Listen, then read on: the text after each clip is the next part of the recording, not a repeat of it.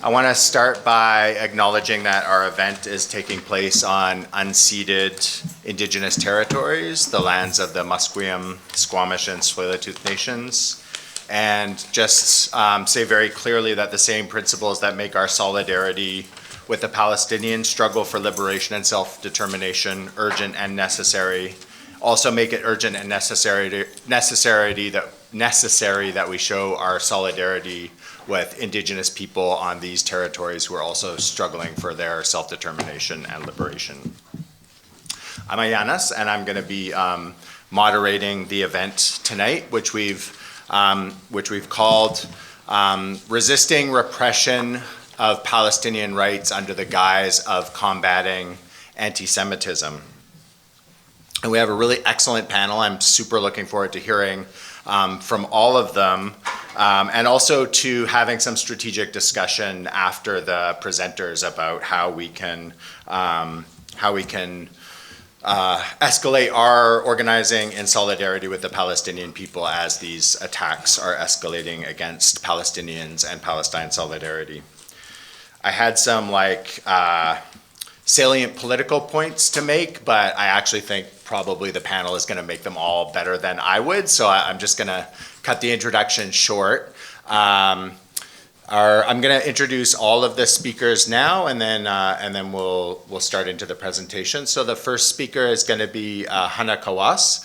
Hannah is the chairperson of the Canada-Palestine Association. He's a Palestinian born in Bethlehem, and he's been organizing in solidarity with Palestine on these territories for longer than I've been alive, I think, more than 4 decades. 45 years, yeah. Yeah, so we're lucky to have Hannah to give us some broad historical context for the discussion tonight. Second, we're going to hear from Charlotte Cates. Charlotte is the international coordinator of Samidoun Political Prisoners Solidarity Network.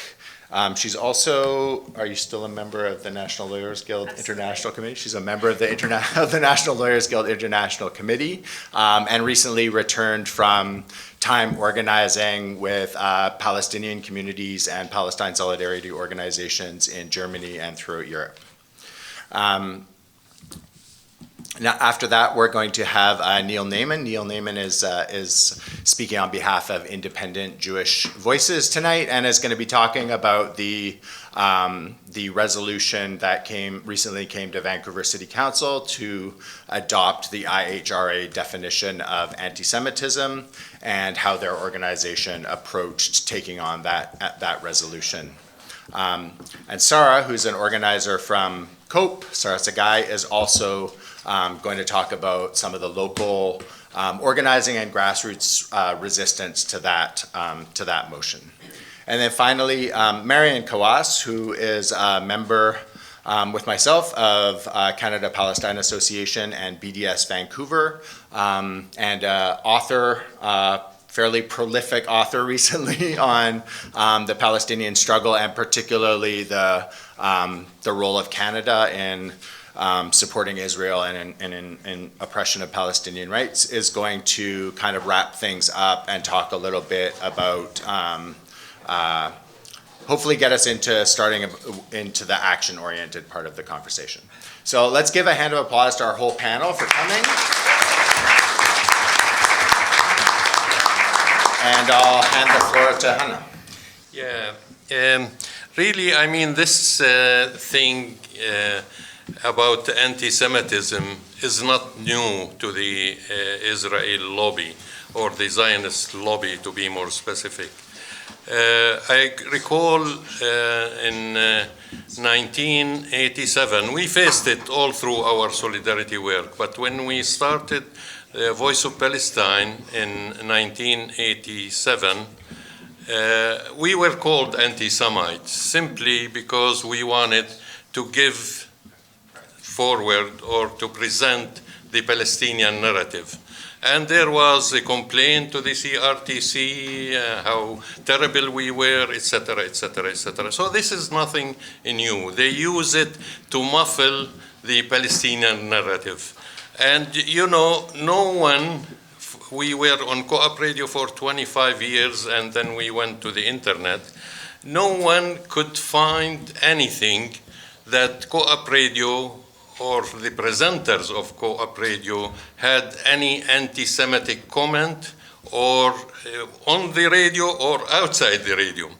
Actually, since I came to this country, we were aware of the conflating Jews with Zionism. We went out of our way to fight against this conflation of Jews with Zionism, to the point where we publicly refused and fought against white supremacy. Publicly, we did fight against, in many instances, people who were donating to us, and we realized that they are anti-Jewish, to use the exact term. We would refuse their support nor their finances. So, and you know, for me personally, if you want to look at the history of our record as Canada-Palestine Association, go to our website and just search for anti-Semitism on our website and see how many articles I personally wrote and other people on the website wrote about anti-Semitism and the danger of anti-Semitism. The last one was why do we oppose this article I wrote recently, a couple of years ago. No, not even 2 years ago, just recently, maybe over a year ago. Why we oppose Zionism and anti-Semitism. And we state very clearly in it that, you know, we oppose it not because it just hurts us as Palestinians to conflate Zionism with Judaism.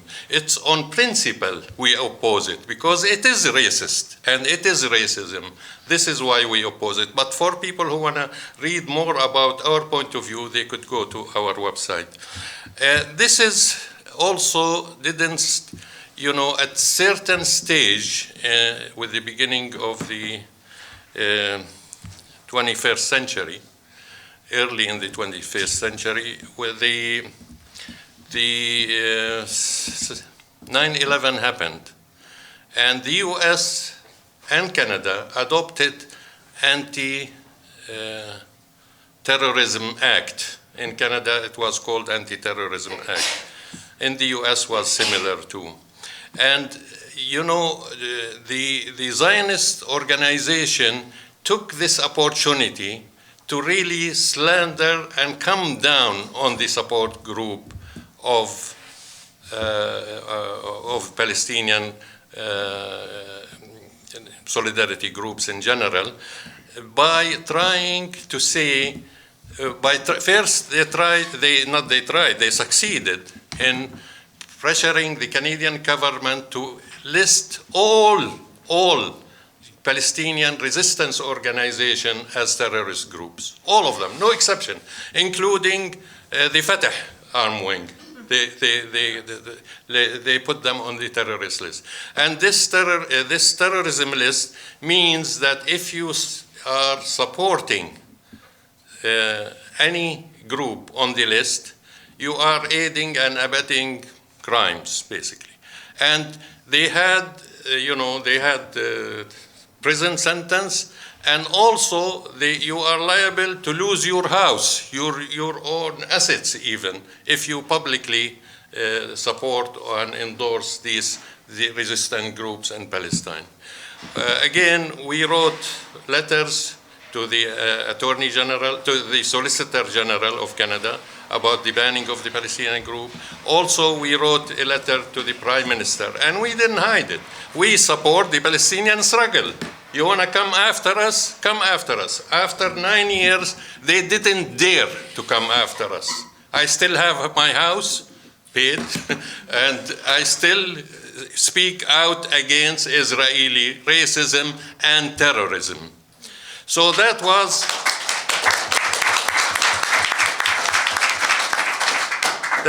in 2000. They put Hamas, Islamic Jihad, and Hezbollah on the terrorist list first. in 2002.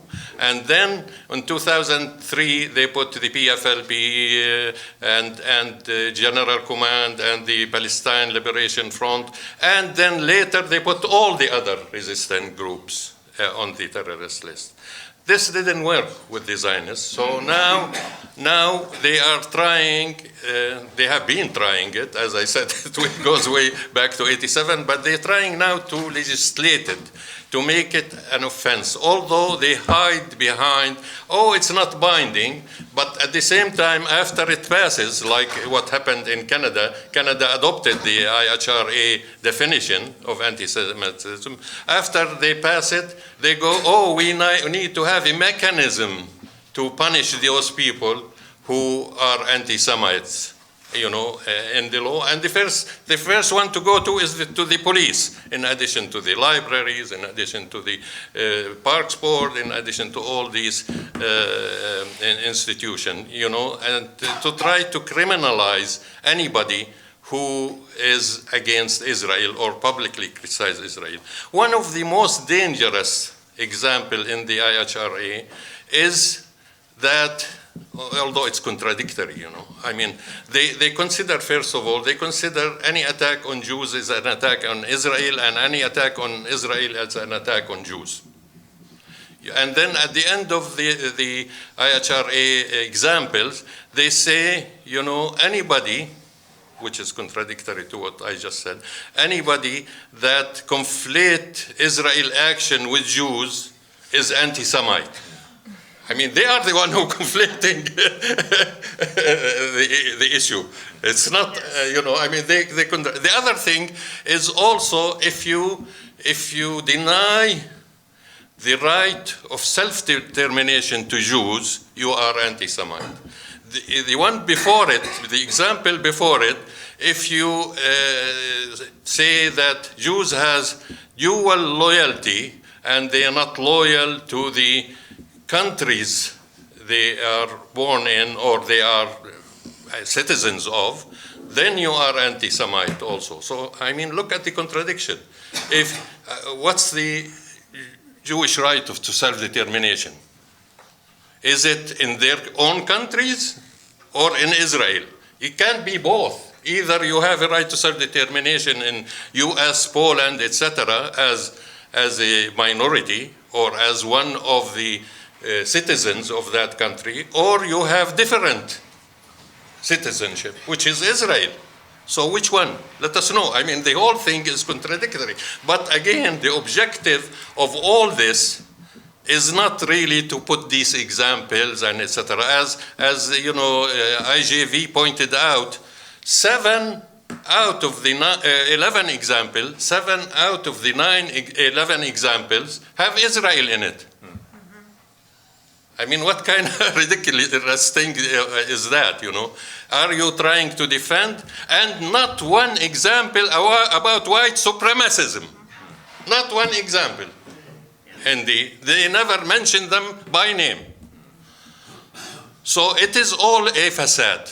And also, it's been consistent since the establishment of the Zionist movement. The Zionist movement, Herzl stated very clearly, anti-Semitism continue to grow, so do I. Anti-Semitism continue to grow, so do I. Also, he called anti-Semitism the propelling force for Zionism. So since its inception, Zionism promoted anti-Semitism to have a reason for its existence. And many Jews in the early stages, I mentioned 2 examples in why we oppose Zionism and anti-Semitism. One from the Rabbis Council in Germany, who warned very clearly that we are citizens and loyal to our country. This movement will get us in trouble. The same with Sir Edwin. He was the only minister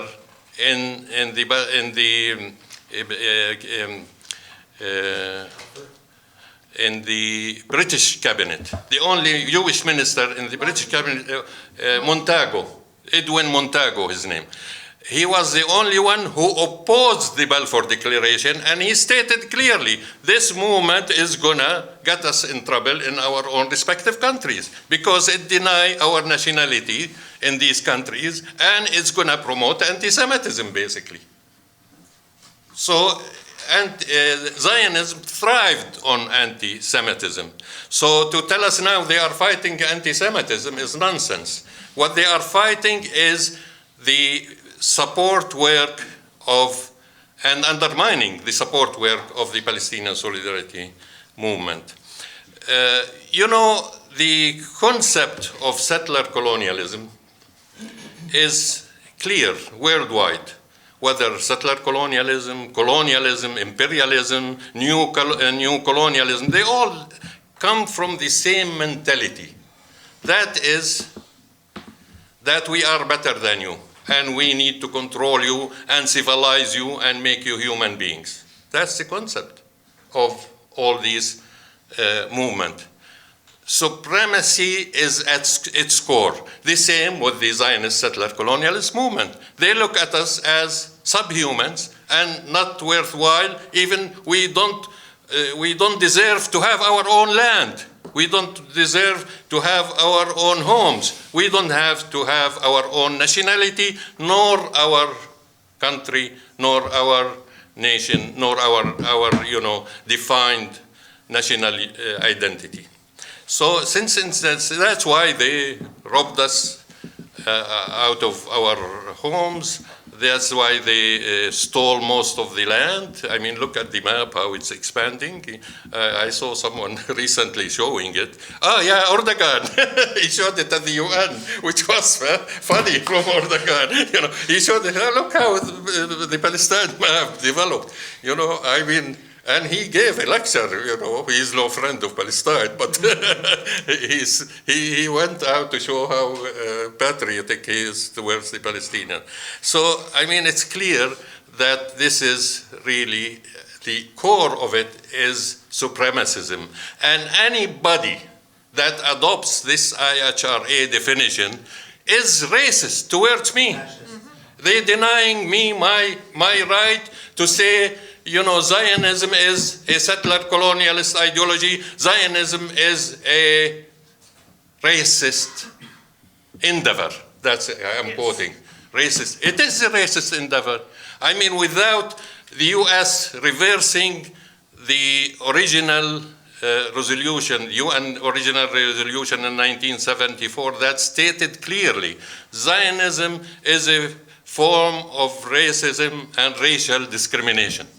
The only one who reversed it was Bush, the father, after 90, after the first Iraq war. He reversed it with the support of our traitors, Saudi Arabia and the other Arab regimes, because he gave them, he rewarded them by liberating Kuwait. So they have to pay him back. And it was on our shoulder they paid him back, or else, till now, without this thing, till now, Zionism is racism and a form of racial discrimination. This was the original resolution, and the world agreed to that, because that's what it is. So anybody that denies that it is a form of racism, is a form of racism against us and against our struggle and against our dignity and against our liberation. Thank you.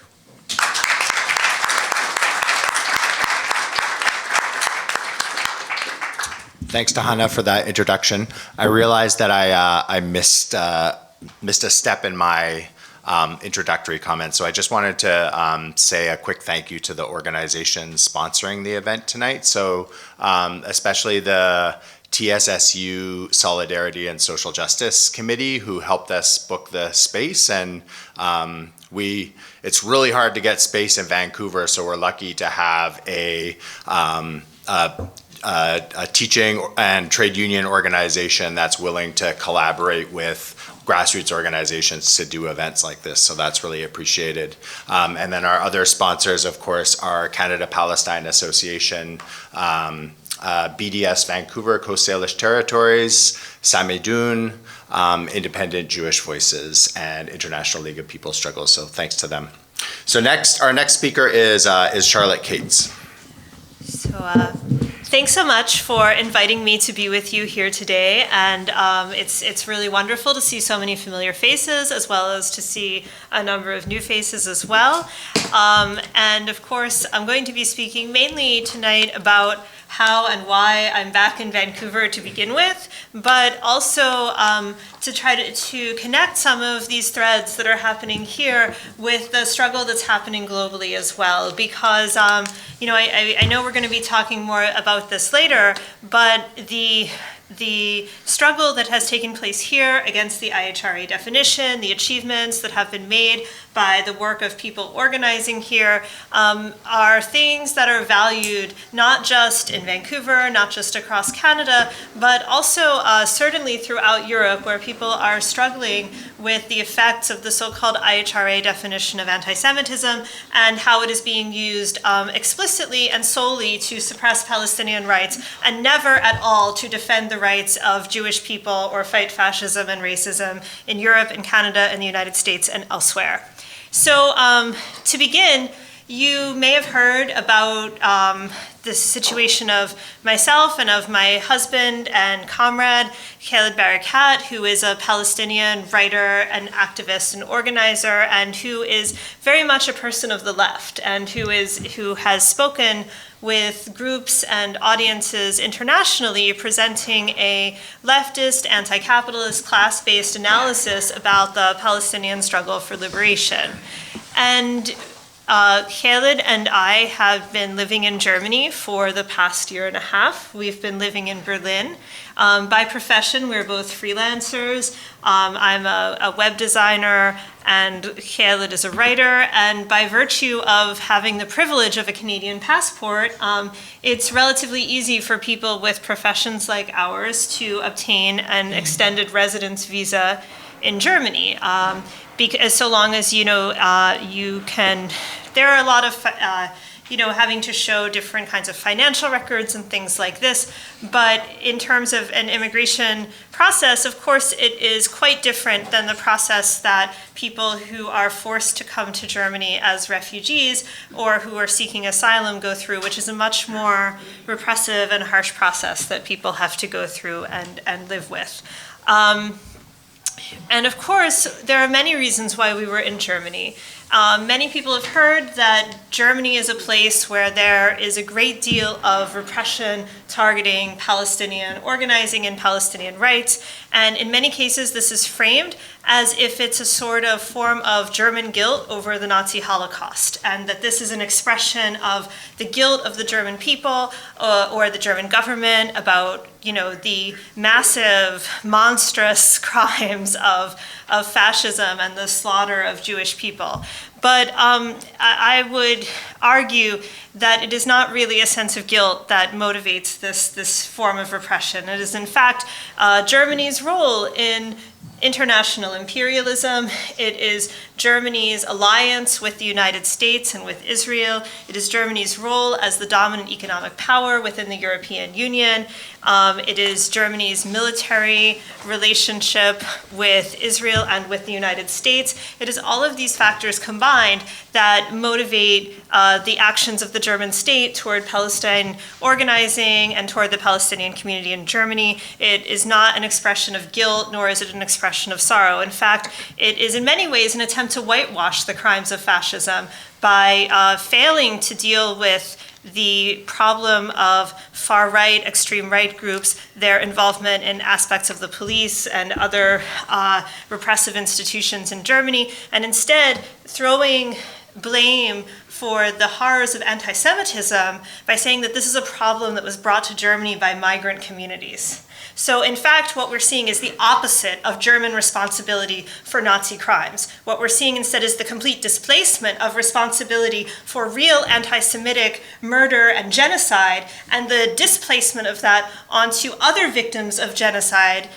in a different time, in a different place, and in a different manner, the Palestinian people. So there have been But why were we in Germany organizing? Because Germany is also home to a vibrant Palestinian and Arab community. Berlin, the city in which we live, is home to many movements. I mean, I'm sure people here in Vancouver might have heard about the movements to expropriate large landlords, the movement against the movement to win a rent freeze in the city, to fight against gentrification. Many of the same forces of capitalism that have wreaked havoc here in Vancouver are also doing the same thing in Berlin.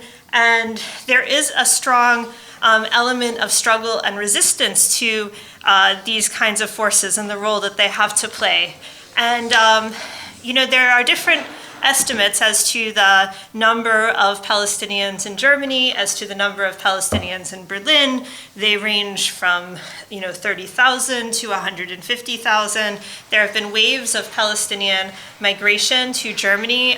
Many came from Lebanon during and after the civil war in Lebanon, and then we heard about Syrian refugees coming to Germany, but many of those people are also Palestinians from Syria. And so there have been waves, and not to mention, of course, that we don't want to artificially separate Palestinians from the broader Arab community in Germany as well, which is much larger, nor from other anti-colonial movements of oppressed groups and peoples. And so, very often we would be on the same demonstrations with Turkish leftists, with Kurdish organizations, with Filipino comrades, with many movements that are organizing and fighting for justice in Germany, and who are fighting against many entrenched forms of racism and oppression, both domestically and internationally. Now, there have been a series of events. Of course, I am here because we were threatened with an order to leave Germany or face forcible deportation. If we allowed the forcible deportation to take place, we would be barred from returning to any country in Europe for at least 2 years. For people that are involved in political work and organizing, this was not an acceptable cost. Of course, we are fighting against this legally, but I do want to put this in a framework of multiple things that are taking place in Germany. So there are 3 people, a Palestinian from Gaza and 2 Jewish anti-Zionists who are Israeli by citizenship, who interrupted a member of the Knesset who was involved in the committee overseeing the war on Gaza. They interrupted her while she was speaking, and they are facing criminal charges and were dragged out of the room. Artists, well-known artists, and it should be noted, oftentimes artists of color, such as Talib Kweli, young fathers, have been denied invitations or have had their invitations revoked to present at large music festivals in Germany because of their expressed support for the BDS movement or for Palestinian human rights. The director of the Jewish Museum was forced to resign after retweeting a tweet that linked to a statement of over 100 Jewish and Israeli intellectuals against the BDS resolution passed by the Bundestag, the German parliament. Jewish Voices for a Just Peace, a German organization of Jewish activists that is critical of Zionism and supportive of BDS, had its bank account shut down and was unable to open a new one. Rasmia Odeh, the Palestinian activist and community leader and feminist who was deported from the United States, was forced to leave Germany and was denied the right to speak at an event that was organized in March of this year for International Women's Day alongside Palestinian poet Darin Tator.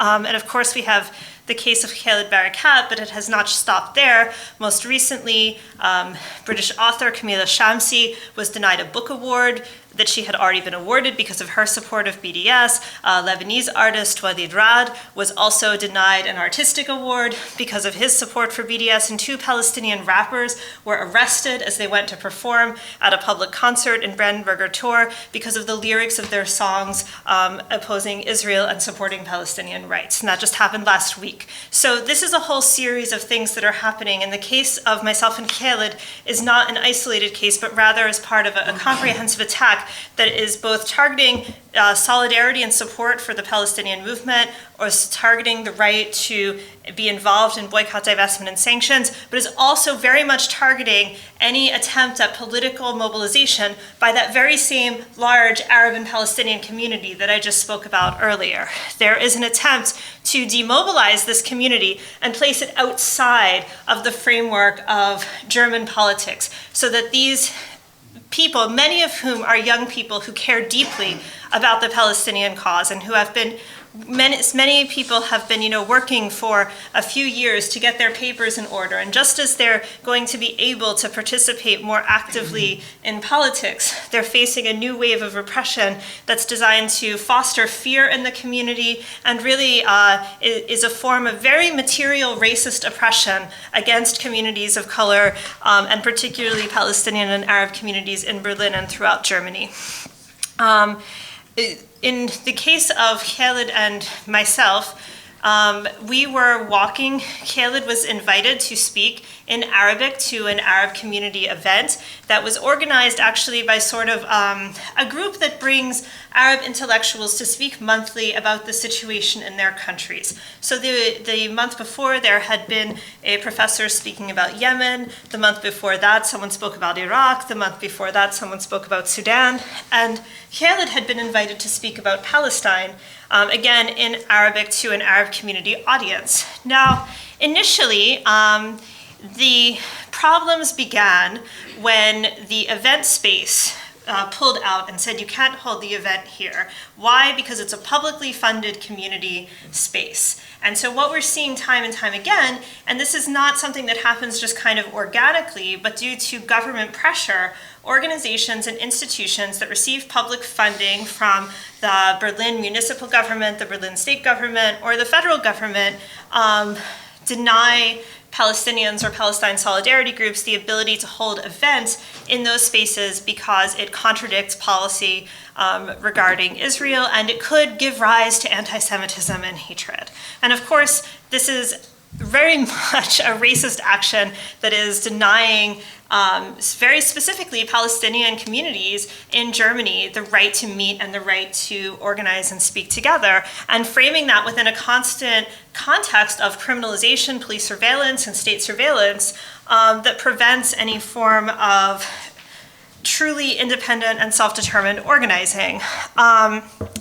We were stopped. Anyway, the event was canceled, and then it was moved to the building, the center of the Sudanese Community Center in Berlin. And the Sudanese activists said, we know we might get pressure over this, but we really think it's important to support our Palestinian brothers and sisters, so we very much want to have this event here.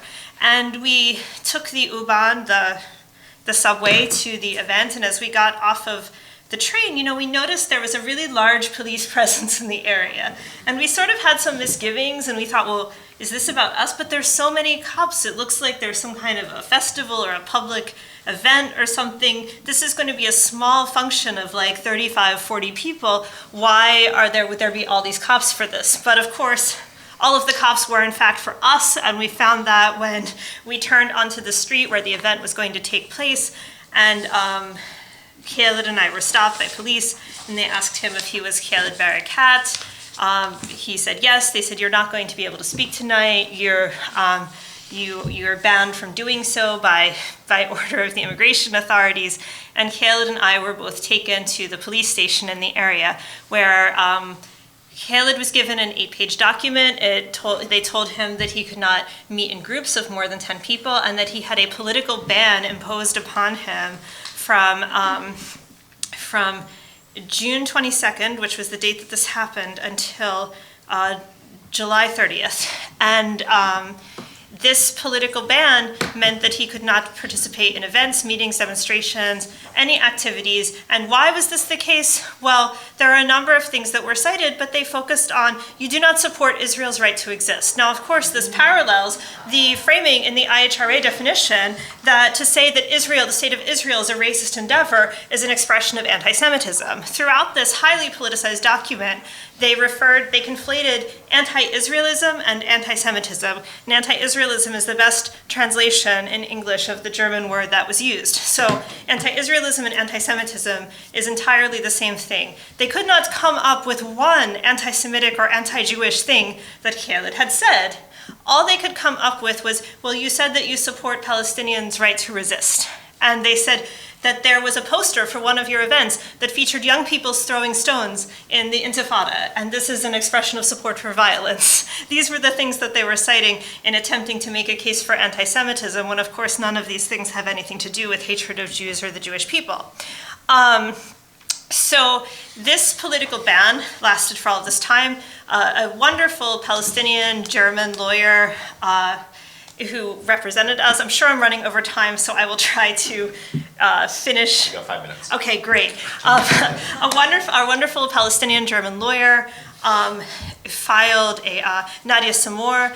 She filed an immediate and urgent appeal against the political ban.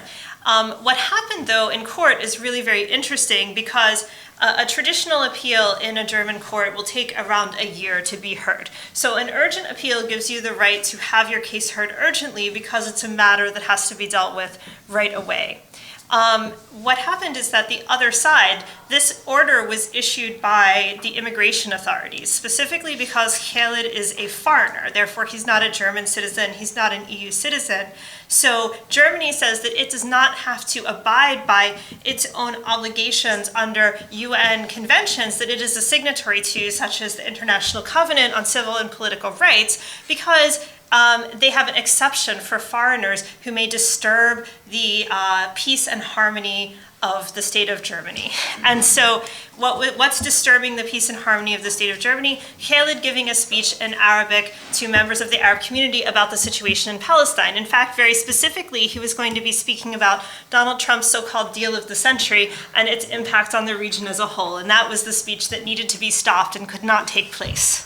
So, I mean, that in and of itself is significant when we see European leaders kind of voicing these vague criticisms and objections to the role of the Trump administration in, its extreme support for the most overtly fascist forces in the Zionist state and in the Zionist movement. This is being backed up by harsh repression against the Palestinian community, not by anything that's actually fighting fascism or the far right, which actually does pose a real threat to Palestinians, Arabs, and Muslims, and to Jewish people in Germany and throughout Europe.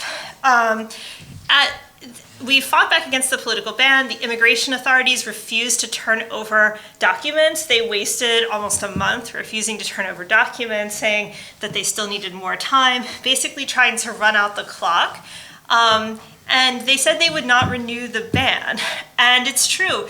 And so in order for us for the judge to say, okay, well, I won't hear the case urgently, I'll just hear it as a regular case, because they said they're not going to renew the ban, and now the ban's almost over. So there was this kind of game that was being played by the immigration authorities in Germany in this regard. So our case is still proceeding against the original political ban and challenging this and saying that this is unacceptable. There have actually been some wins in the German courts against these kinds of repressive actions. So it is important to keep up that legal struggle as well as the political struggle that's taking place. But of course, the day after the political ban ended, at 9:30 in the morning, we had a knock on our front door. And who was it but 3 plainclothes police coming to deliver a new order. They had confiscated my passport the day that they stopped us in June, but this time they came to our house to take Khaled's passport as well, and to drop off a 12-page document. The 12-page document said, it contained the deportation threat and said that we could appeal the order. Our residency renewal was being denied. we were in the middle of renewing our residency in Germany, and that sort of gave them the opportunity to do this. Now, on the one hand, they said, we're not convinced that you make enough money. Maybe you're going to be dependent on the state. But then on the other hand, they also included 8 pages of argumentation in Khalid's document about why his presence is allegedly a danger and could undermine the relationship of the German state with the Israeli state. And in order to back that up, they actually cited the fact that Khalid and I went to speak in the European Parliament about repression targeting Palestinian rights organizing in Germany. And we spoke about the political ban because it didn't take place in Germany. It took place in Belgium and Brussels in the European Parliament as invited by leftist members of the parliament. They said that this is a reason why our residency should be denied, and they further used it to cite as evidence that Khalid must really be a high-ranking member of the PFLP, or else he would not be invited to speak in the European Parliament. So they actually used an invitation by the official governing body of the European Union as a means of criminalizing Palestinian organizing in Germany. Furthermore, they also stated again and again and again, what was such a problem about the appearance in the European Parliament? Well, the problem was that you defended BDS and you spoke about boycott, divestment, and sanctions against Israel. And this is what's really scary and really frightening and means that, you cannot stay in Germany because you're a threat to the peaceful coexistence between Arabs and Jews in Germany. So, of course, this is a really frightening precedent, and we are fighting against the immigration case. We're fighting with really our wonderful lawyer who also represents the Humboldt Three, the 3 people facing criminal charges for interrupting the member of the Knesset. There are only a few lawyers in Germany doing this work, but they're doing incredible work in this regard, and they're an important part of the political struggle and the mass movement as well, and they don't separate between the work that's happening in the courts and the work that's happening on the streets to defend Palestinian rights. So finally, I know I'm over time, but I just want to conclude by saying, and hopefully we can talk more about some of how these things are related a bit later, but that one of the reasons why this is happening is because the more that we're forced to defend the ability to even talk about Palestinian rights here in Canada or in Berlin, the more that Palestinian communities, the majority of Palestinians are refugees, are forced to defend their very existence and ability to organize, the less we are able to come together to confront Israeli crimes and apartheid and settler colonialism and massacres in Palestine. And so, tonight I just want to close by raising the name of Samar Abid, who is a Palestinian prisoner who is laying in a coma right now in Hadassah Hospital because he's been officially tortured under order by the Israeli state to use extreme pressure during interrogation. His ribs were cracked. He's in a coma. He was formerly the accountant for a Palestinian prisoners group. He is someone who is known and beloved to many and is also a Palestinian leftist. And he's facing death at any moment at the orders and at the hands of the Israeli state.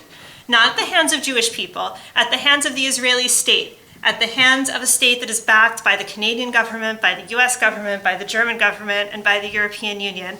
And it's imperative that all of us fight back against repression here so that we can stand with Samar Abid, that we can stand with 6,000 Palestinian prisoners, and that we can stand with millions of Palestinians in Palestine and outside Palestine struggling for liberation on their land and the right to return to Palestine, all of Palestine, from the river to the sea. Thank you very much.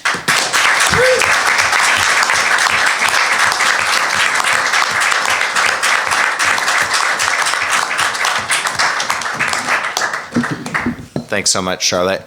And we are going to get into definitely action-oriented stuff in the discussion.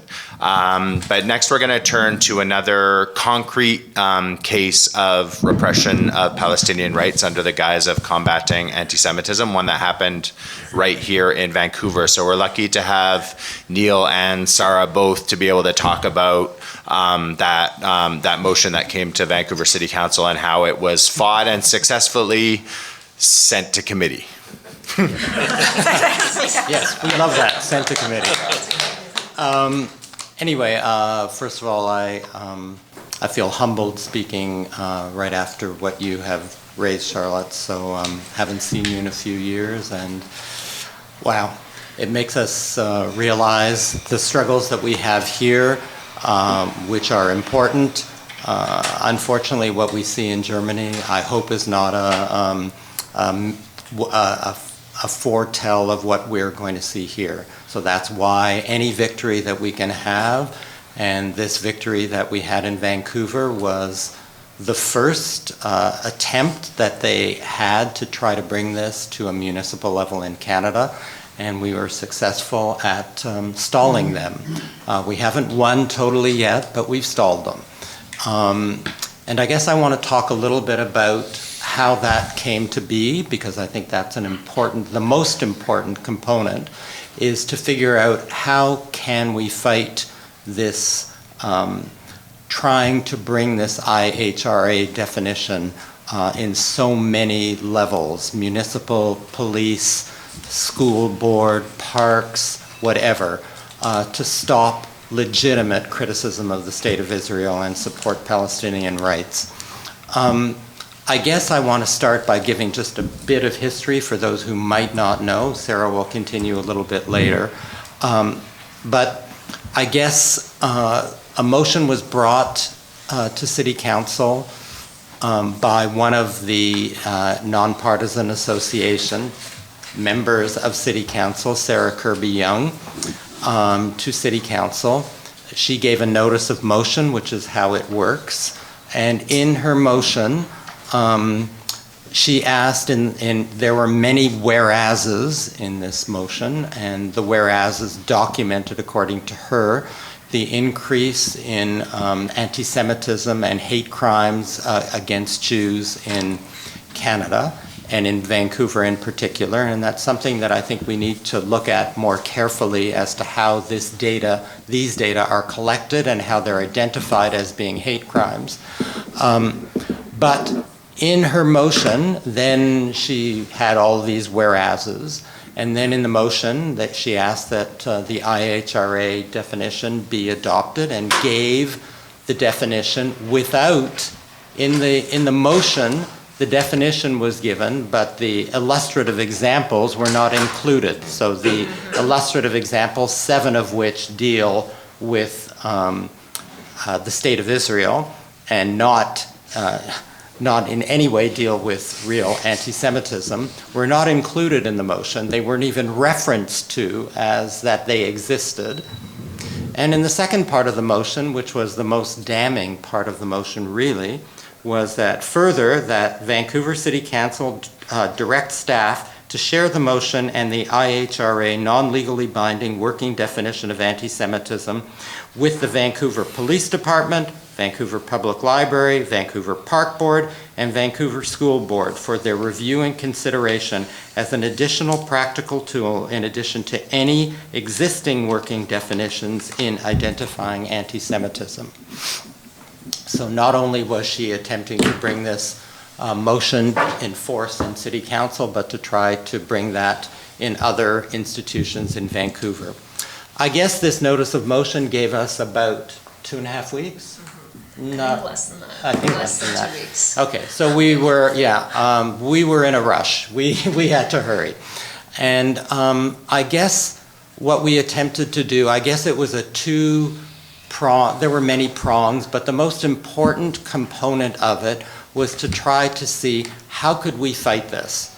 How could we, Vancouver City Council has 10 members and 1 mayor. 5 of those members are nonpartisan association members who are right-wing, independent-minded, who don't agree these days on very much even amongst themselves. And then 3 Green City Councilors, 1 Cope City Councilor, and 1 City Councilor. We were pretty sure that we could get the support. We knew that we could get the support of the Cope Councilor and the 1 City Councilor. It was the Greens who we were a little bit less certain about, and I think I'll let Sarah talk a little bit more about that. I want to talk about what ultimately the role of independent Jewish voices was in this struggle, because I think that's turned out to be an important component, because it allowed the Green Party to come back and say at one point, because Sarah Kirby Young, who made the motion, who's very smart, unfortunately, and very cunning.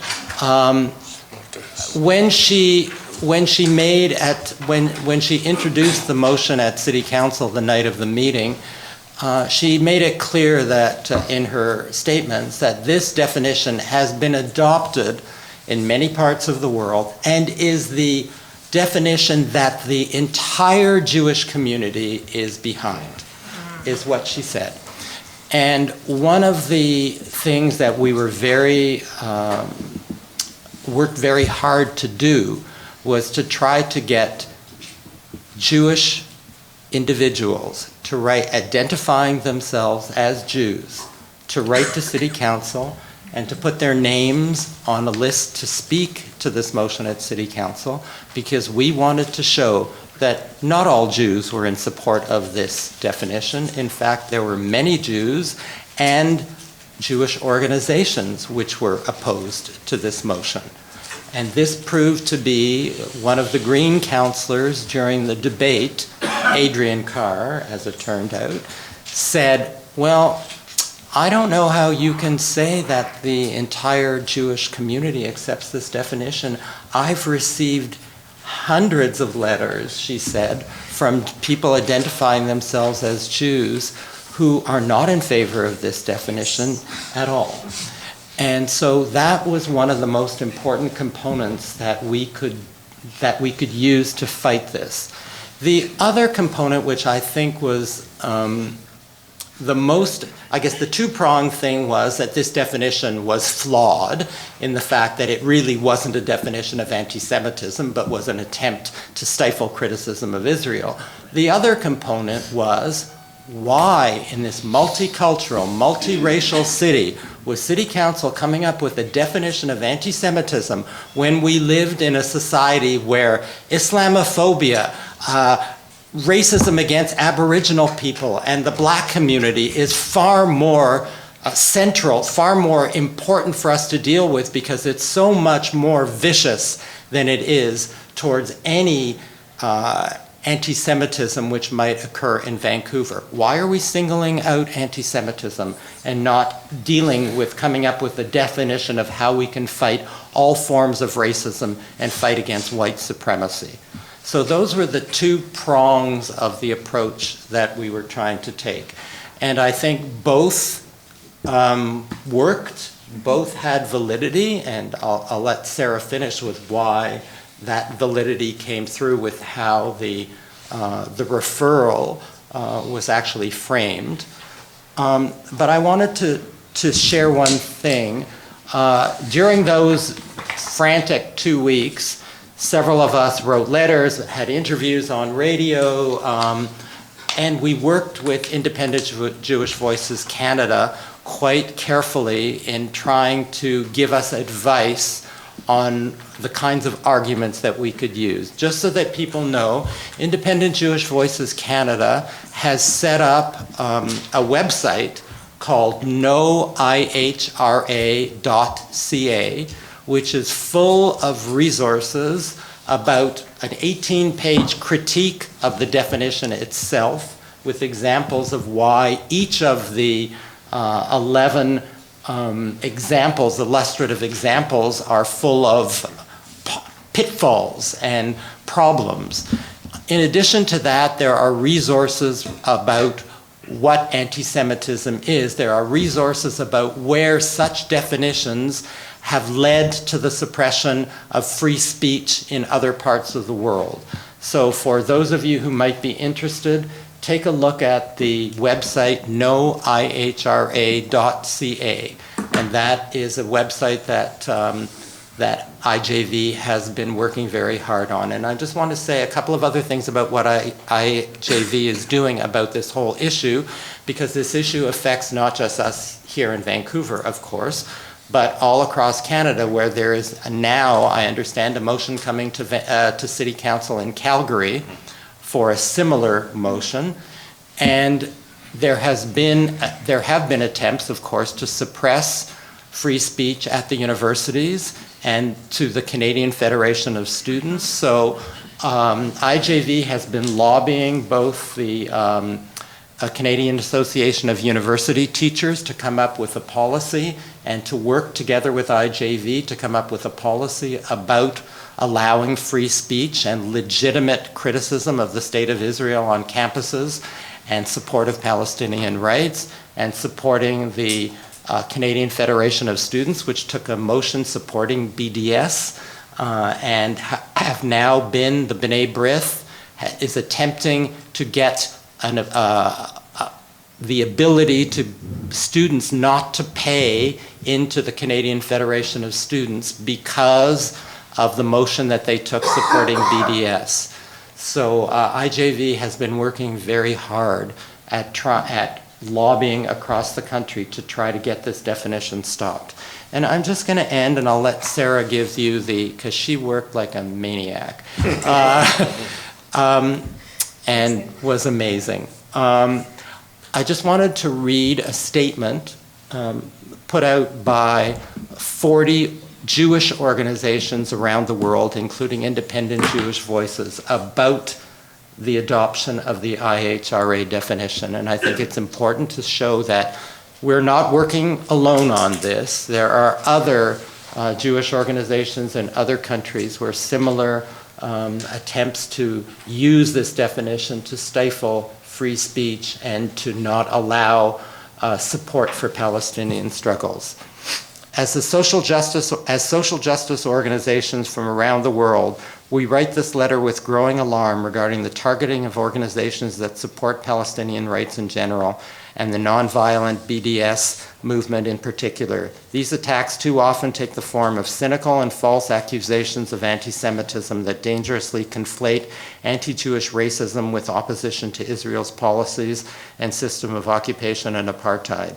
We live in a frightening era with growing numbers of authoritarian and xenophobic regimes worldwide, foremost among them the Trump administration, aligning themselves with Israel's far-right government while making common cause with deeply anti-Semitic and racist white supremacist groups and parties.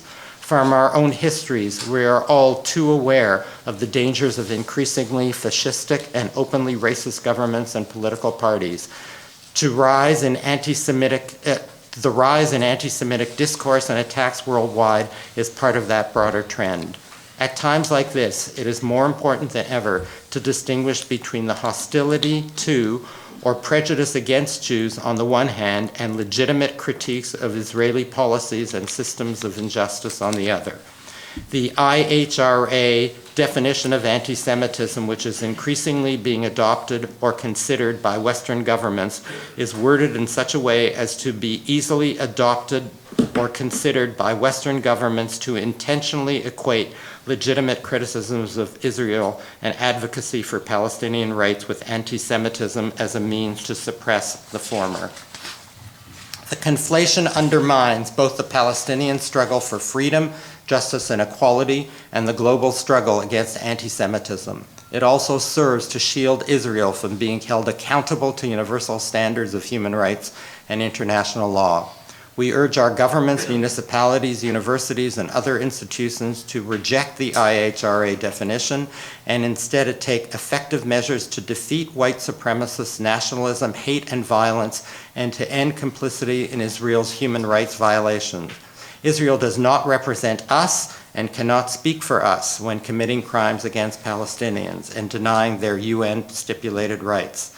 The Nobel Peace Prize nominated Palestinian civil society-led BDS movement for Palestinian rights has demonstrated an ongoing, proven commitment to fighting anti-Semitism and all forms of racism and bigotry, consistent with its dedication to the Universal Declaration of Human Rights. Some of the undersigned organizations support BDS in full, others in part, and others have no formal position. We will affirm the current call for BDS as a set of tools and tactics that should not be defined as BDS. And there are signatories from California, Israel, France, New Zealand, the Netherlands, Belgium, UK, Germany, Jewish Anti-Fascist Action Berlin, Switzerland, other British organizations, Australia. So as you can see, Sweden, there are organizations from around the world that are fighting a similar fight to what we are doing here. Thank you.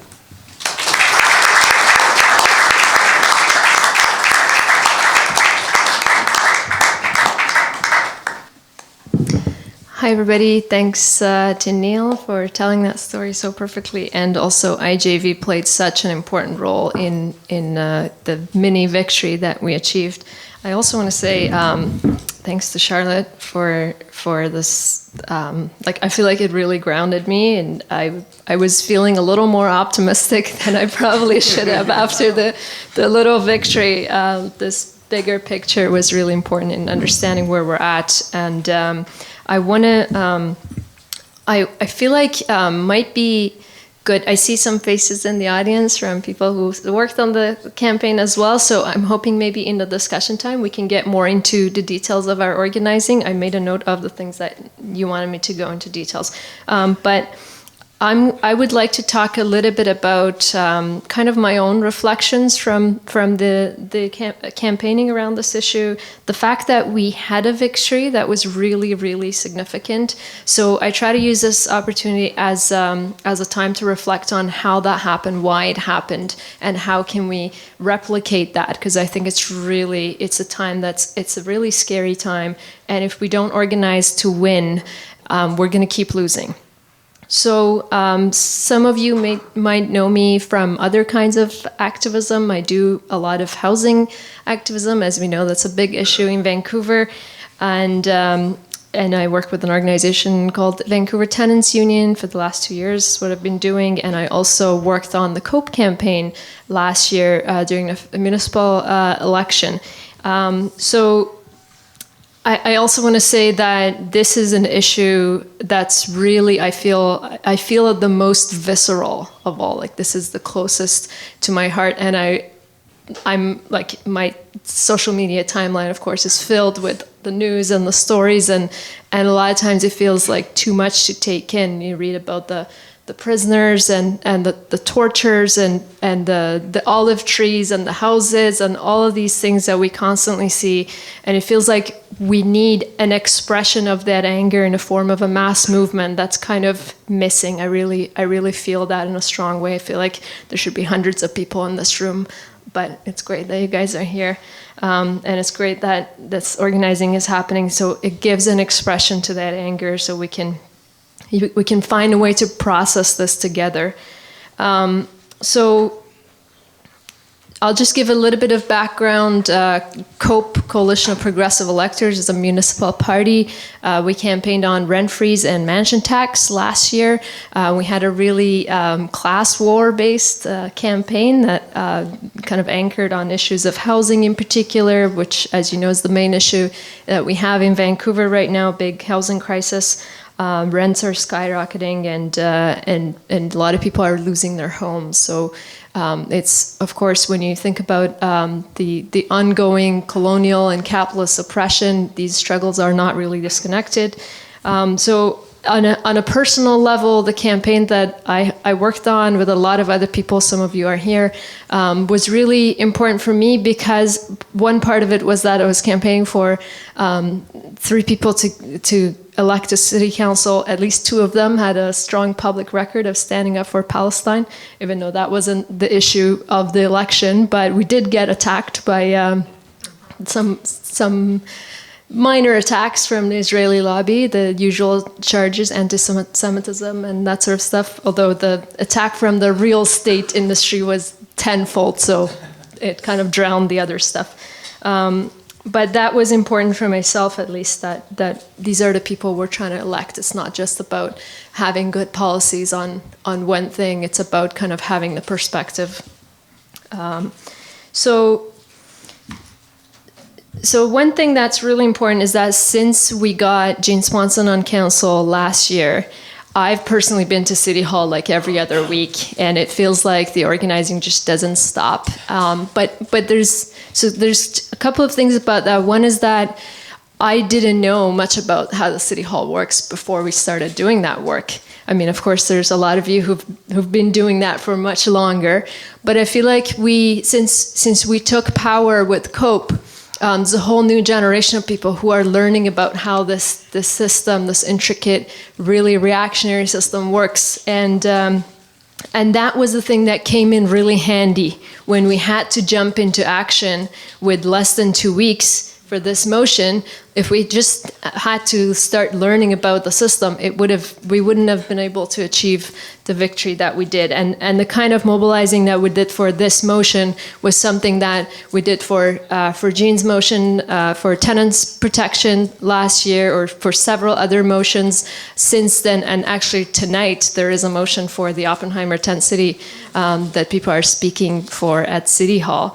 So this is what we've learned now, and we're doing, and the thing about it, one thing Charlotte said really resonated with me, which is that with Jean's motion, when we go to City Hall, it's always, we're on the offensive, we're trying to get something done, except Oppenheimer, we're trying to keep people in the tent. That's not really the best solution, but of course, we're the ones bringing in something, and we're the ones asking for something and asking for change. But with this motion, I remember when Ann Roberts was one of the people we campaigned for, she called me, I think it was around mid-July, and she was like, I know you're in the midst of saving lives here and there, but also just so you know, this really terrible motion is coming to City Council. And I was like, I can't believe, we just don't have the time for this. And I couldn't believe that we had to go into that defensive mode again, which is kind of what you were touching on. And I think we should really be careful about getting stuck in the defense, because you keep going further down when that happens. So anyway, so I think so. The amazing thing was that with just a week after we got an ad hoc group of people together, we started organizing. Within a week, we had 70, 80 letters pouring into the city councilors' inboxes, and we'd lined up meetings with different councilors, phone calls with councilors, or we identified people who could influence different councilors. Neil and I went to meet with Jenny Kwan, who we wanted to talk to Kennedy Stewart. And so all of the scheming behind the scenes, and at the same time, we were doing our outside organizing strategy, which was the letters and the signing up to speak, and a little bit of show of force to let the councilors know what's up. So I want to talk kind of more specifically about four points I have that I think are kind of strategic, that we should think about in going forward in organizing, that are my own reflections from this experience. The first one is I kind of already touched on. I think it's really important to learn the systems, to learn about how the organizations work.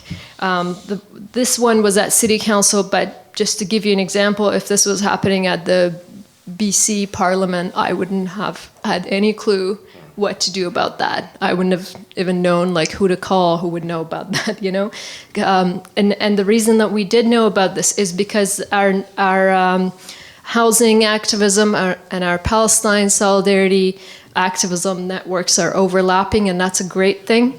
But I think we should expand these circles. We should be able to have more influence in different levels of power, different levels where power exists. And, and I think about CIJA and B'nai B'rith and these organizations. When we went to City Hall on the July 23rd, when the motion was introduced, we were early, but when we got there, the chamber was already filled with the CIJA people. We couldn't even go in. We had to go upstairs. So they're there. They know how the systems work. They have a lot of resources, and they can buy the influence. And we need to learn that too. we need to learn how to counter it. I'm just going to butt in here for a second, just not Go ahead. to, it's just too juicy not to say. When Sarah said that the room was filled with CIJA people, in the midst of the CIJA people was Mr. Young, who is Sarah Kirby Young's husband, who is a police officer and who is very connected to the Jewish community through his work in the security area of the Jewish Community Center. Yes. Which is where I'm sure this whole motion emanated. Exactly. So you see which hands are working together to oppress Palestinians, and also probably same thing that's going on at Oppenheimer and other 10 cities where you get raided by the police. So that's kind of my first point. Just trying to find my line here. Right. One thing I say to our friends at Tenants Union, I always tell people, if we're not there at City Hall, like when you go to City Hall asking for something, there's no guarantee you will get it. You'll probably very likely not get what you're asked for. But if you're not there asking for it, it's going to be the developers and the landlords and the property owners, and we won't even exist for those counselors. So it's important to be there and keep pushing for the things that we need, even if we don't get it by asking nicely. The same goes with this issue. And my second point is, similarly, we need to, so the left has a tendency to kind of speak in a bubble and speak to ourselves. And, it's good to do that when you want to clarify your strategies and you want to organize and that sort of thing. But I think we should get out and talk to ordinary people. I had a little bit of experience during this campaign, because at the same time as this was happening, this motion, actually on the same day, there was another motion that Unite Here, Local 40, which is the union of hotel workers, were bringing to council, and it was about sexual harassment of hotel workers. And it was their motion. They wanted to put in some regulation to stop that. And because just because those things were coinciding, we ended up talking about the issues. And I remember talking to some of the workers and organizers about Palestine, and it was just such a natural thing to them to understand what that whole thing is. But of course, if that hadn't happened, they don't have time to go out of their way and learn about something that feels so far away, and not necessarily, like, they wouldn't know how it's related to their situation. But in those encounters, we can try to translate and try to shine a light on why they should care, basically. So that's really important. I would love to, if I had the time, I would just start a campaign to go to every single labor union and do a presentation about BDS to them. I'm sure there are people who are doing this, I hope so. But I see that as a really necessary thing. Okay, what else do I have? I know I'm probably running out of time.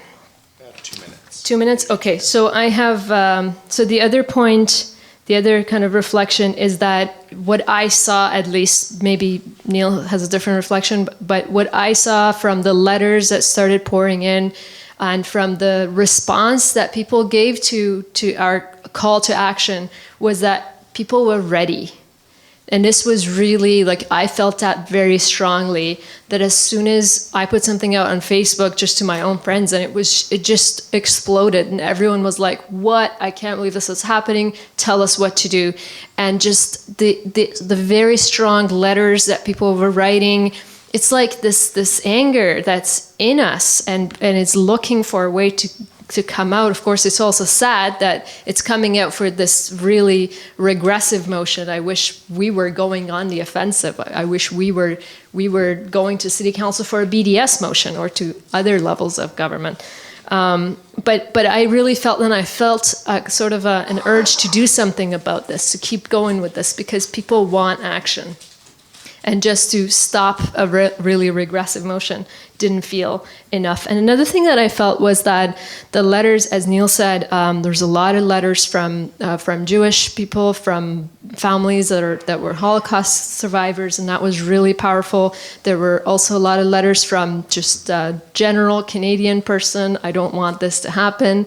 I don't want Palestinian people being oppressed this way. I don't support Israel, etc.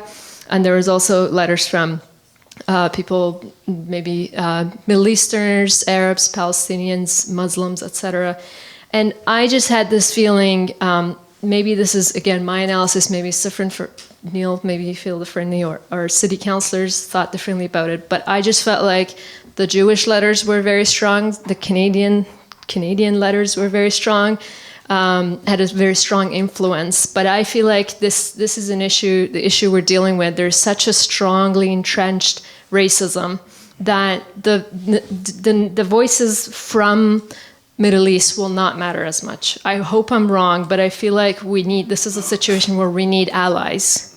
We need people who can say, I'm not necessarily affected by this directly, but this is so bad that even I'm standing up. So you got to stop this. And finally, the last thing I want to say is that I think we need to focus on mirroring, actually, a lot of the tactics of the Israeli lobby. Particularly what they do is that they try to increase the political costs of opposing and criticizing Israel to a very disproportionate degree. So you can, there's a lot of, NDP candidates, they get dropped out because of one tweet against Israel and that sort of thing. And I think we need to learn to do that. I think we need to learn to make it not okay to not to support Israel, especially within the NDP, supposed to be a progressive party. I think within the progressive circles, it's really important to focus on increasing the political costs, and I think that's what we did at City Council of Vancouver. I remember Pete Fry standing up and saying, "Well, I don't support BDS either. I would oppose BDS too, but I oppose this motion too because balance." And then I thought, well, they've increased the political costs of siding with BDS, and we increased the political costs of siding with this motion. So we're even. Now we need to go to the next level and make it harder to oppose BDS. So there's a little bit of calculation that way. That's kind of what I think about. If we were to have a focus campaign, we should be, and another example during this campaign was, I think Morgane Auger came out, is that okay to mention? I mean, publicly on Twitter, she was supporting the motion, which was really disappointing. She was running to be NDP candidate in Vancouver Centre for this election, and she ran in the provincial election for False Creek. And I think it was important that people start writing on social media about that, and kind of she had to come into the conversation and respond for her stance. And I think David Mivisser did a great job on actually having a one-on-one with Morgane and trying to explain to her why she shouldn't support this and so on. And it felt like we managed to shift her a little bit. Now, whether this was a genuine shift or she realized that she wants to stay close to us, either way, what happened was good, which is that we had that conversation and she decided that maybe this wasn't the best tactic for her. So anyway, with that, I think those are all of my points. Oh, I had a fifth point. Oh yeah, my fifth point was please join COPE. We really need you. We need people with strong, radical stances to help us win even more power. Awesome. Thanks. Thank you, Sarah, and thank you, Neil. So we have one final speaker, and then we're going to have some time for Q&A. I'm a terrible moderator when it comes to time because I want to hear what everybody has to say on the panel, but we do want to hear from you too. Our last speaker is Marianne Kawas, and she's going to talk about the connection with BDS, and I think move us into some. I can do it. Oh, yeah, okay. I can do it. Just cue me and I'll change the slides. I'll try to be quick because I know there's already been a lot said and people are eager to have discussion, and I'm going to try to bring it home, so to speak, with maybe some ideas about what people can do or support, and then that can go forth in the discussion as well. Behind me on the screen is the first slide in my PowerPoint, and I'm going to talk mostly about why all these things people have already talked about is one of the main red lines that seems to be fixated on so much is boycott, divestment, and sanctions.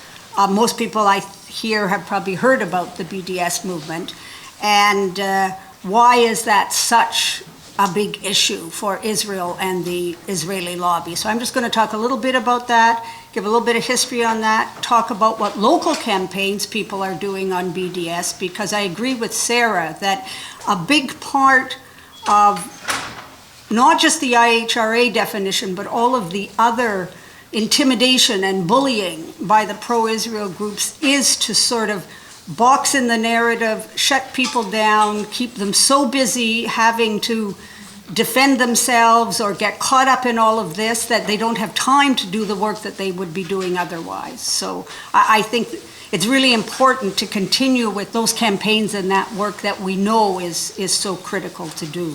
So if you could go to the next slide, Ionis, that would be great. So I hope behind me is what I'm going to talk about. I'm not going to look. So about a year ago, this slide is quoting from an article about a year ago.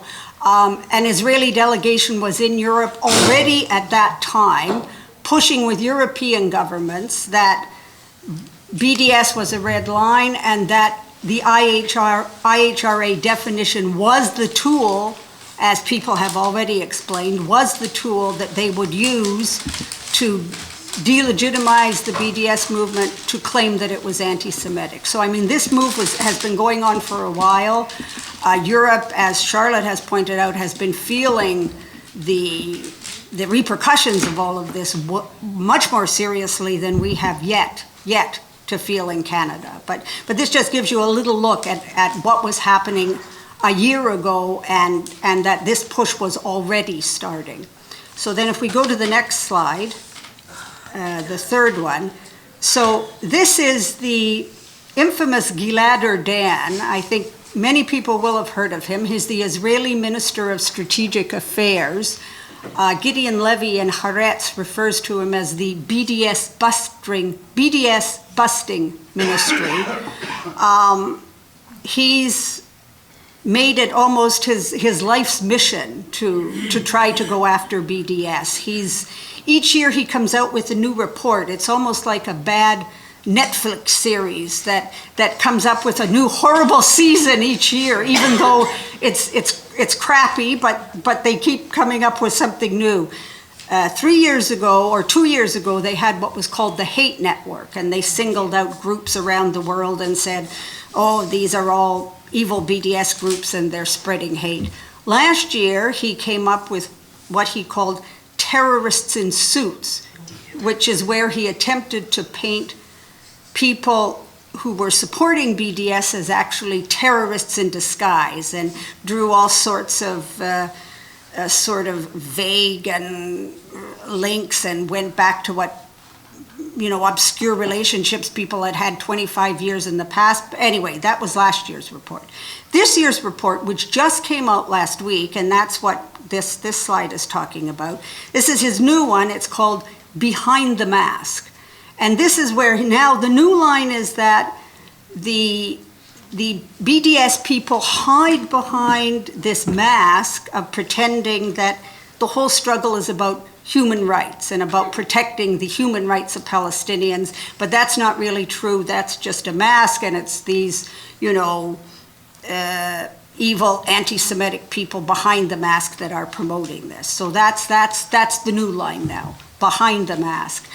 The crazy thing is that the quote that I have behind me, which is from the Israeli media, the Times of Israel, this is the same article where they reported on his new report, which he, as I said, he just put out last week, said in that same report, however, even this media said, according to numbers compiled by Tel Aviv University, anti-Semitic attacks worldwide rose 13% from 2017 to 2018.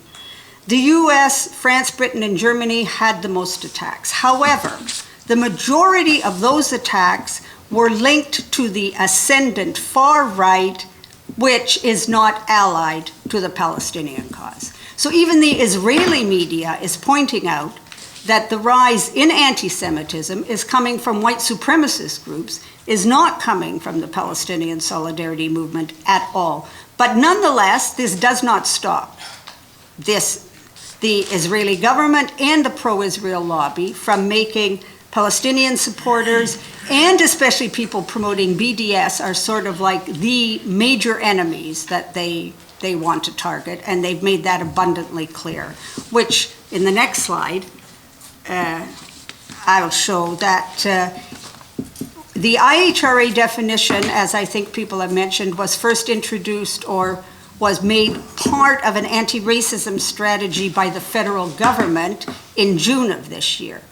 At that time, both B'nai B'rith, CIJA, many of the groups made it clear that this was just a first step, and they had every intention of springboarding with this, and they also made it clear that they had several targets in mind, and one of those targets was the BDS movement.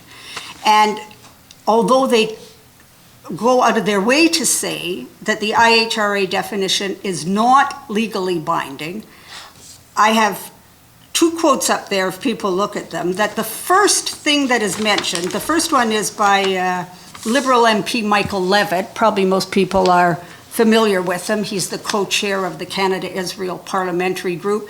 And he himself said, I'm the main one that got the IHRA definition included in the Canadian government anti-racism strategy. The first thing he tells us is, with the adoption of the IHRA definition, law enforcement agencies, human rights commissions, internet service providers, universities, will have examples to effectively work to combat it.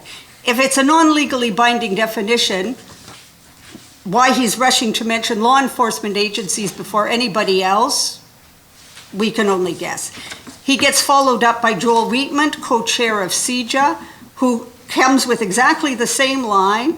The government has offered an important tool for Canadian authorities when examining incidents of anti-Semitism, be it police, again, the first one, police, prosecutors, human rights commissions, campus officials, and school principals.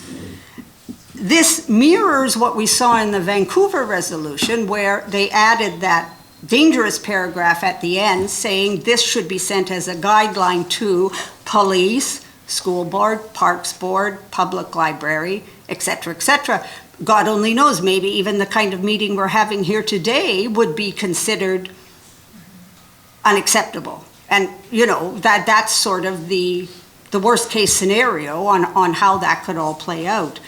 The last quote I have on this slide is one of the quotes, I think this is also from Michael Levitt again, in an article he wrote with Anthony Housefather, and this is where they make it clear that anti-Israel rhetoric, like that employed by the boycott, divestment, and sanctions movement, is marked by delegitimization, demonization, and double standards, aspects of discourse that clearly cross the line into anti-Semitism. So they haven't hidden that the BDS movement is one of their main targets, and they haven't hidden what they would like to see happen with all of this. So the next slide. Probably most of you are familiar with the three basic demands of BDS, which is to end the occupation, end apartheid, which is to have equal rights for Palestinians and Palestinian Arabs inside Israel, and for the refugees' right of return. That's the reason why BDS resonates with people around the world, because it is about Palestinian human rights. It's not hiding behind a mask of supporting Palestinian human rights. It is about defending basic Palestinian human rights. And that's why I think it has found a place with people around the world. The next slide. It's a nonviolent strategy, as is pointed out many times. It's a nonviolent, peaceful strategy. Boycott is a time-honored tradition of political protest, and it helps to successfully keep the Palestinian narrative, the Palestinian story in the framework, in the center of this discussion, which, as Charlotte so clearly pointed out to us, is something that all of this repression is aiming at, is to try to push the Palestinian narrative away, to box it, to corner it, to contain it, or, I suppose, ultimately, to shut it down entirely. Luckily, the more Israel tries to thwart the boycott work, the more successful in many places it seems to be, because I think people genuinely feel that BDS is a good way to channel their energies and to show that they are against many of the policies that Israel is implementing against the Palestinian people. And these are some of the campaigns that we're doing here in Vancouver. There's information out on the table if people want to look at it. There's a Boycott Israeli Wine campaign. I think most of you may have heard about that or seen something about it on social media. There's also a Boycott HP campaign. There's been several pickets around that. That's an international campaign, actually, that's gaining a lot of popularity internationally. We have a new campaign that's been started just this year, Boycott Teva. Teva is a huge Israeli pharmaceutical company. Used to be the largest generic drug manufacturer in the world. Now it's, I think, the third largest, because it's had so many lawsuits against it in the US for price fixing and for being part of the opiate crisis, that now it's dropped down from #1 generic drug manufacturer in the world to #3. But it's still a huge company and a huge part of the Israeli economy. So we've started a new campaign on Boycott Teva. All of those can be found on our BDS hub, at cpavancouver.org. Just go to BDS Hub and you'll get information on all the campaigns. And we would encourage everyone that in some way, I mean, BDS is the kind of work you can do individually if you want. It's better to do it collectively in a group if you have the time or the inclination to do that. But we encourage everyone to get involved in some level and to help the Palestinian people and the Palestinian community in diaspora to push back against this squashing of their narrative and against this repression of their rights. I'll hand it back to Ioannis for discussion now. Thank you.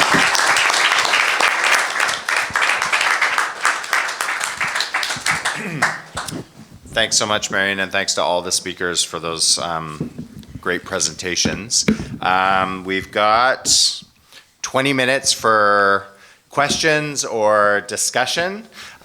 I'm a late 40s privileged white guy who has never been politically active in my life, but having educated myself on the Palestinian-Israeli conflict over the past several years, I felt compelled to educate myself further by coming to things like this. I just quickly recently read that one of the #1 agendas on the Conservative platform, should it be elected in, is moving the Canadian Embassy to Jerusalem from Tel Aviv on the tail of Trump's decision to do so, which in and of itself is idiocy. But I just want to get an opinion of the panel as how you feel that will affect Canadian relations with the Arab world in general. Thanks, good question. Imtiaz? So those who don't know me as Imtiaz Puppet, I'm with Coalition Against Bigotry Pacific. I'm also a candidate in selection for Vancouver Centre as an independent, asking for stopping the hate propaganda, restore Section 314 of the Human Rights Act, and repeal the Anti-Terror Act, among other things. Yeah. I actually had signed up to speak at City Hall that day, and I'm actually kind of disappointed that we didn't get to speak, right? And I'm afraid you'll probably get your chance. Well, I'm hoping, yeah, but, you know, I think that it would have been great if we had to have the speeches and then have the motion to refer. So, because there was an opportunity, and what I wanted to talk about is exactly what you talked about, is that, you know, we've been fighting fascists in this city for a long time, and there's rise of Islamophobia, anti-transphobia, and so on. And so why are you framing this only as this issue? I think there's an opportunity to talk about that and work together. I mean, it's like, why can't I speak? They say, okay, well, we'll invite you to the committee. So I wanted to ask you, like, what's going to happen now? Is it going to be an opportunity? Is it going to come back? And how do we work together? Good question. We're going to go to John and then Mel, yeah. Mine is really juicy, but I'm going to cede my time in the interest of the few seconds we have left. Okay. Yeah. First of all, I'd just like to thank the speakers and the organization for this just incredible educational, even for those of us who know a lot, we've learned a lot today. And I just want to say that I really agree with one thing that Sarah said, and I'd just like to ask a question. She mentioned that she wants to go on the offense, not on the defense, and that's how I believe we have to go. So I would like to ask you to come up with some suggestions with the audience. To me, why is the issue anti-Semitism when the issue is really anti-Palestinianism? And I'd like to come up with some words that we throw out all the time, that we just never stop. And I'm tired of defending the anti-Semitism issue. I want to go on the offense. So I want you people who are more knowledgeable to come up. Have you thought about some language we can use internationally and really use it effectively? Thanks. So that's 4 really good questions, I think, and we've only got 10 minutes left. So I think what we'll do is we'll kind of come this way and give each of the speakers a couple of minutes to respond.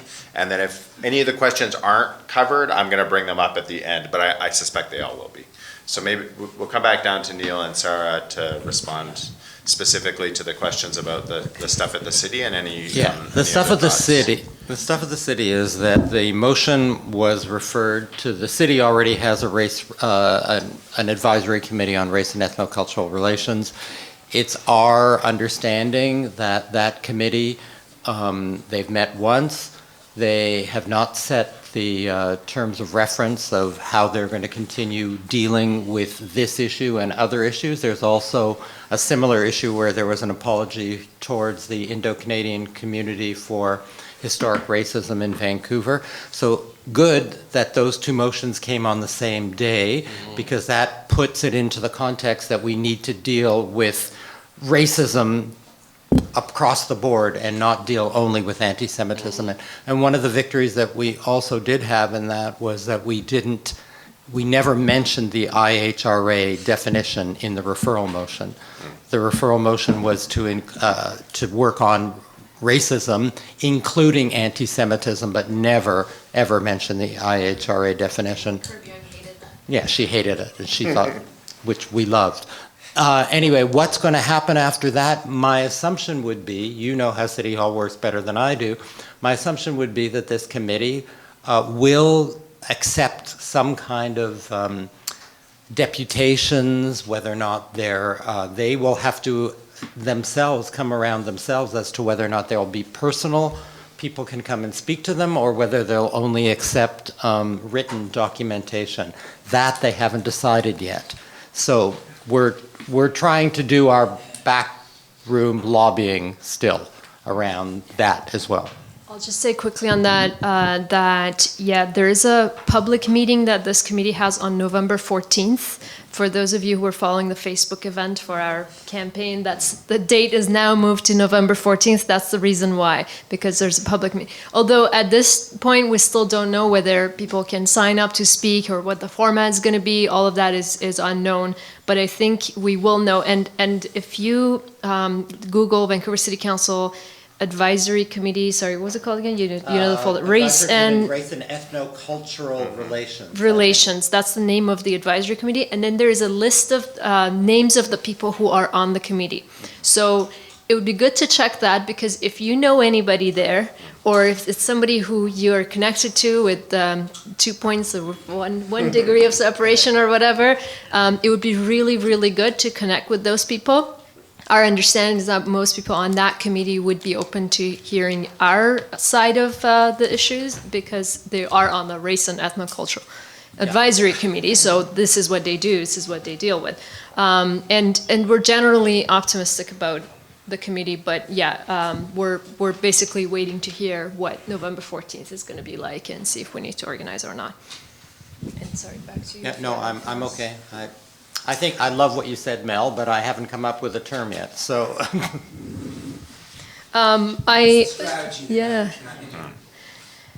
I also just quickly say a few words about some of the other questions about Canada's relation to the Arab world. Was that a question? Well, the question was basically Canada is, if the Conservative government wins, If foreign policies they to move. move their embassy, the Canadian embassy to Yeah. Jerusalem, legitimizing Israel's soul as Jerusalem is Israel's capital. And I just wanted an opinion on how you feel that is going to impact Canada's relations with the Arab world.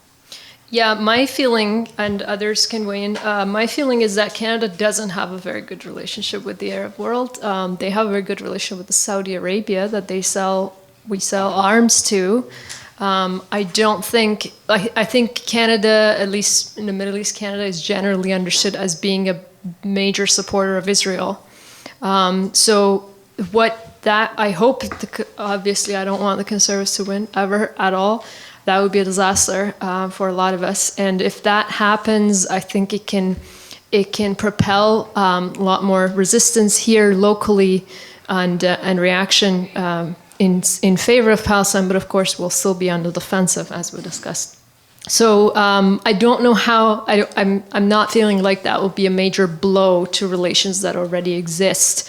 I think Harper did a major disservice to those relations already, and I don't know if the Liberals have prepared any. I wouldn't feel like that would be a major loss, but I think it's an area that needs to be, obviously there needs to be some changes there. The other thing I wanted to quickly, Imtiaz, you made a good point about speaking, and wouldn't it have been good to speak? I feel like it wouldn't have been good. I get your point about being able to express. I actually personally, I wrote a letter like everybody else to City Council, and I asked them, please don't let speakers happen, because it's actually not safe for a lot of people, I'm sure you would understand, to be in that space where, and that's another component of this issue that we're dealing with, that when there are rallies, for instance, pro-Palestine rallies, there's always, people who want to provoke and escalate situations, and it always feels kind of unsafe. So that's something to also keep in mind, that we rather not get into direct contact. Anyway, I just thought that was important to mention. I don't know the term either, but just the thing that comes to my mind, if I had the time, I would just go talk to all the labor unions and all of their members about Palestine and just start mass education campaign in Canada, because people don't know, but they're very receptive to it. That's what I feel like I would do. In the schools, too. And in the schools, 100%. No one can stop you from doing that. I mean, maybe they can try. But so far, we don't have IHRA approved, so we should take advantage of it.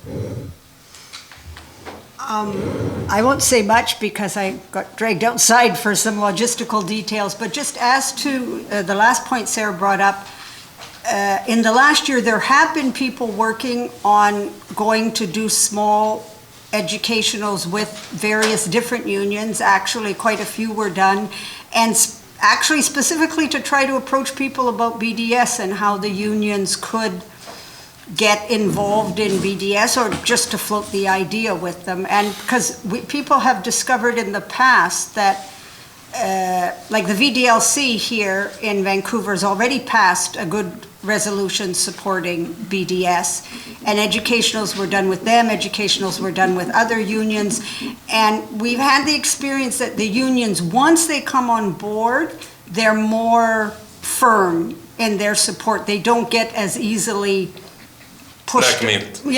or pushed away as perhaps some other groups do. So there has been a fair amount of work put into that. Of course, there could be more, and we would like to see more people doing it, but there has been some initial fledgling work done on that through BDS Vancouver. So.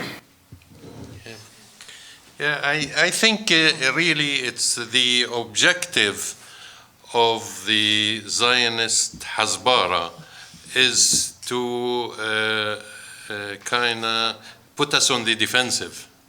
I mean, they have 3 Ds. They have they claim, although, you know, the 3 Ds that Marion mentioned, that delegitimization, demonization, and I don't know, double standard. You know, actually Harper mentioned that, and it's exactly, you know, the same Zionist Hasbara. He mentioned these 3 things when he was addressing something or another. But the objective of it is basically, we countered it with our 3 Ds, diversion, distortion, and defaming. These are our 3 Ds, because their objective is to first distract from the subject matter, which is, you know, Israeli oppression, Israeli occupation, Israeli brutality, etc., theft, etc. The second one is to distort. They distort the historic facts, the issues, etc., and then they call you anti-Semitic. I mean, what more demonization, more than that? So again, I agree, we should be on the offensive. These shouldn't stall us or get us, you know, on the defensive. We should attack, because the right is with us, you know, and we have every right to tell them, we're not anti-Semites, you are the racist. You are the racist, not us. We defend against anti-Semitism, against Islamophobia, and we defend against Palestinian hatred. You know, we are opposing to all those forms of racism. The second one, Joe Clark in '79 promised to move the embassy to Jerusalem. He was before, 40 years now, 40 years before Trump. And then when he got elected, he swallowed it. You know, I mean, Canada is not the US. Canada, even when this boy in Ottawa criticized Saudi Arabia for human rights violation, women human rights violation and others, you know, they didn't expect the reaction from Saudi Arabia. They cut all sorts of diplomatic relations, all sorts of, you know, economic exchanges. Even the people who were studying at UBC, they pulled them out, you know, to show, you know, they're going to influence the economy of Canada if he doesn't keep his mouth shut. So, I mean, Canada is not the US, so I don't think Scheer will, will dare to do it. If he does, you know, it'll be a loss to the Canadian and to the Canadian people in general, because it is a racist thing, and it hurts not just the Muslims, it hurts the Christians all over the world, because Jerusalem is international city where all religions meet there, you know, so that's another thing. The third one, I just briefly, liberation of women is part of the national liberation struggle. Without it, we won't achieve liberation, national liberation women. And I think they go together.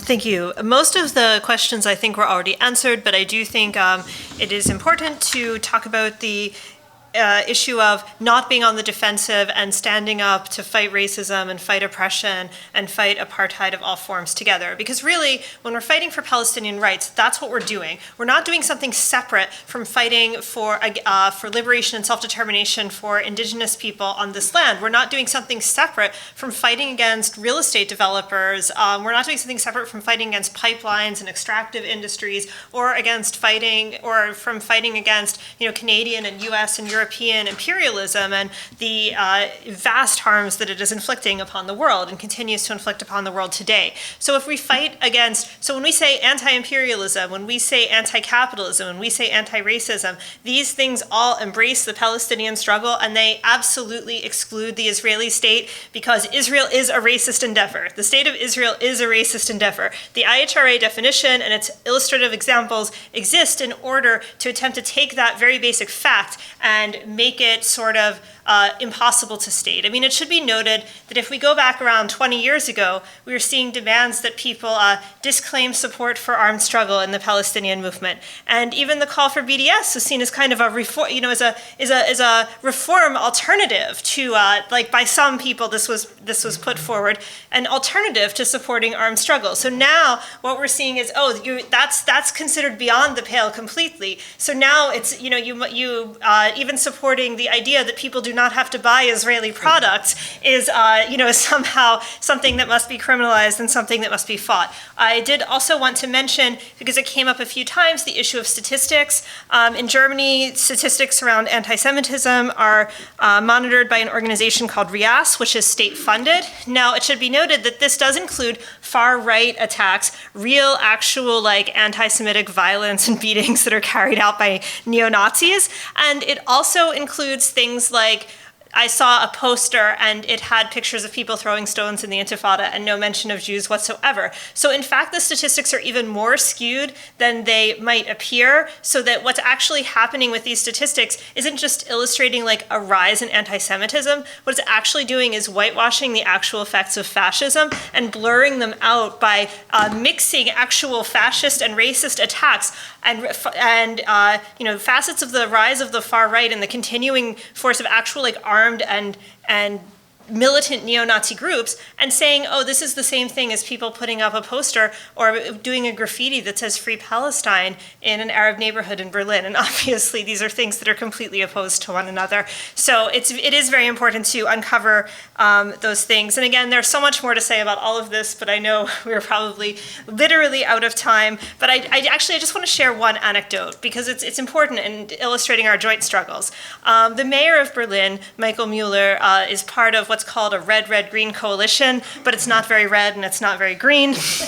And as you know, Berlin is also a city where there are many housing activists fighting against gentrification, fighting against developers, fighting for rent freeze, for expropriation of big landlords.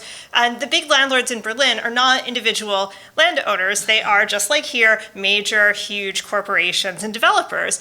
And so when asked about one of these campaigns called Expropriate Deutsche Wohnen, which is the name of a large company, this mayor said, well, I'm very concerned about anti-Semitism, because if this is taken to its logical extent, we could theoretically be expropriating Jewish landowners for the second time in Germany. And so I'm very concerned about anti-Semitism and the campaign to expropriate huge companies. Now, of course, again, we're talking about corporations, which, as far as I know, do not have a religious identity. Most of them have stockholders. And so, what we actually saw in here was actually a somewhat questionable equation of Jewish people with large landlords without any basis for this whatsoever, and also an attempt to smear another progressive campaign as being anti-Semitic. And of course, this is the same mayor that has presided over the Berlin Senate, that issued the ban on Rasmiya Oda, that issued the order to ban the Palestinian rappers, and that has been interrogating and has members of the Senate actually call up cultural organizations, including Iranian organizations, Turkish organizations, and Kurdish organizations, pressuring them to cancel Palestinian events or else they'll lose their funding. So, this is an attack not only on Palestine and Palestine organizing, but on progressive movements and on the left. And so the answer to this has to be to build all of our movements, to build all of our struggles, to fight together against imperialism, to fight together against capitalism, to fight together against all of the forces that are oppressing us. And by building that collective joint struggle, we can achieve victories for all of us and see the way clear to a liberated Palestine and to a liberated future for all of us.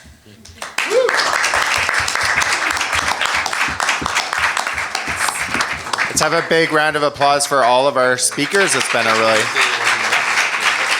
Yeah. Yeah, thank you all for coming. We having a campaign now because the election is coming up. It's called I Vote Palestine. I encourage everyone to go to the Facebook page and look it up because we have 9 questions. It's in front of everybody. Is it? Yeah, everyone has a page. Yeah. So there is 9 questions there that we're gonna ask, or we asked them to the major leaders of the party. It's already, we didn't receive any response, but so far. But there is also for people to send to their candidates in their riding and to ask them the same question and see what's response. Even if they don't respond, at least we're raising the 9 issues, which include IHRA, which includes the 3 demands of the BDS movement, which includes the banning of the BDS movement. All the 9 are related to what we talked tonight. So I encourage everyone to go and look it up. And please, if you have the time, ask your candidates where do they stand from this issue, because raising it without even getting a positive response is important.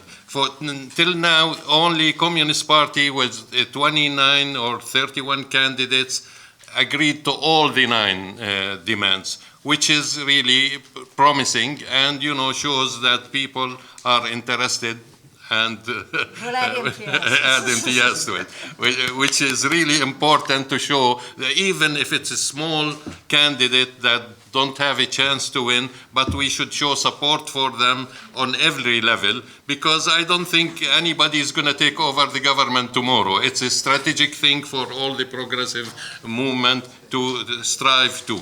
And thank you all for your support. And the Communist Party, by the way, the leaflets they're handing out, they actually have included BDS on their leaflets because they've been handing them out every week at a commercial Broadway station.